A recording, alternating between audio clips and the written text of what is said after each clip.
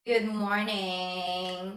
Na-take advantage na naman ang babae. Ang hold up na naman after a long time. A long time? Kasi, alam niyo naman, naging busy kami ni Papa P, lalo na lagi siya nag-golf. So, ang nangyayari, nauuna siya minsan matulog.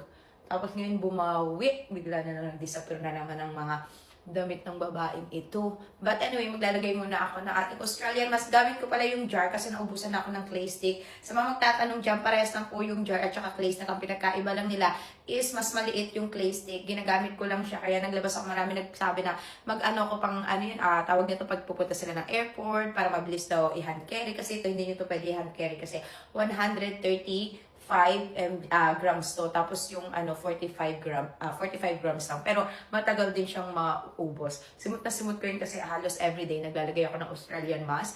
At ito talaga ang nagpapakinis din sa akin. Holy grail ko to kahit nung buntis ako. So yung benefits na ito, tinatighten nyo yung pores nyo, nire-reduce yung blackheads and whiteheads. At kung may mga tiny bumps kayo dyan, yung mga nakakapanya na maliliit, tapos may mga pimples kayo, mabilis talaga niyang matuyo. Talagang grabe ito makaprevent ng breakout. Mahiya talaga tumubo yung mga pimples nyo dyan. Pwede nyo ito ibabad ng mga 15 minutes, up to 1 hour, 3 hours, depende sa inyo. Mas matagal, mas maganda. Para na rin kayo naglagay ng ice kasi sobrang may cooling effect siya. Ang lamig niya sa Festlock.